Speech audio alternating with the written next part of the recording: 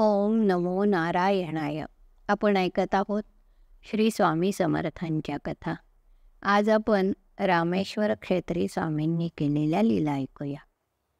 रामेश्वर ज्योतिर्लिंगाचा पुजारी वृद्ध होऊन मरण पावला, तर पुजाऱ्याच्या स्त्रीपुत्रांना बाहेर घालवून जंगम लोक मंदिरात शिरले.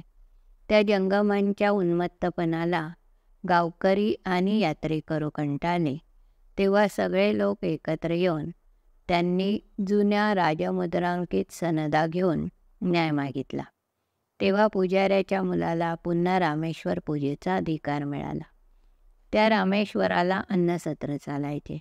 त्या अन्नसत्रात एक कारकून होता. तो ब्राह्मण असून सात्विक होता. जवळच एका वृक्षाखाली स्वच्छंदपणे वावरणाऱ्या स्वामी समर्थांना पाहून तो रोज त्यांना जेवणाचे ताट भरून आणून द्यायचा. महाराज नसले तरी झाडाखाली तो ते ताट ठेवायचा. तो ब्राह्मण 60 वर्षांचा झाला होता, पण त्याला पुत्रसंतान नव्हते. एक दिवस त्या पतिपत्नीने महाराजांना आपल्या पुत्राविषयी विनवले. तेव्हा स्वामी म्हणाले, पुत्र होईल आणि जाईल. पुढे त्या ब्राह्मण स्त्रीला गर्भ राहिला. सुंदर पुत्र झाला. यतिवर्यांच्या पायावर मुलाला घालावे म्हणून यतिवर्यांची त्यांनी खूप वाट पाहिली. त्यांना खूप शोधलं, पण ते सापडले नाहीत. तो रोज त्या झाडाखाली ताट भरून ठेवायचा. असाच एक दिवस रामेश्वर दर्शनाला गेला, तर श्री गुरूंना ज्योतिर्लिंगाच्या जागी पाहिले. त्याने मनोभावे नमस्कार केला आणि बाहेर आला, तर तेच रूप बाहेर पाहिले. ओम नमो नारायणाय म्हणून तो स्वामींच्या पायी लागला. नंतर पत्नीला मुलाला आणायला सांगितले, तर तो मुलगा येईना. तो मुलगा म्हणत होता, मी त्यांना पाहिलं तर मरून जाईन. तेव्हा वडिलांनी त्याला ओढत ओढत आणलं, तर तो डोळे बंद करून तिथे आला आणि मला मारू नका, मला मारू नका असं ओरडू लागला. तेवढ्यात त्याचा देह 10 हात उंच दष्टपुष्ट असा होऊन तो धाडकन मृत होऊन जमिनीवर पडला. सगळ्यांना आश्चर्य वाटले. पुत्र होईल आणि जाईल हे स्वामींचे वाक्य आठवले. प्रेताचा अग्निदाह करायचा, पण तो देह कोणाला चोचलेना. तेव्हा स्वामींनी त्याला भस्म लावायला दिले, तर तो पुन्हा 7 वर्षांचा मुलगा झाला. प्रेतावर संस्कार केला. आईवडिलांना खूप शोक झाला. पुन्हा काही दिवसांनी रामेश्वराच्या मंदिरात अवधूतांना पाहून ते स्त्री पुरुष त्यांच्या पायी लागून पुत्राविषयी प्रार्थना करू लागले. तेव्हा स्वामींनी त्या विप्रस पत्नीला 60व्या वर्षी पुत्र दिला. रामेश्वराला एक कोटी तीर्थ म्हणून विहीर आहे.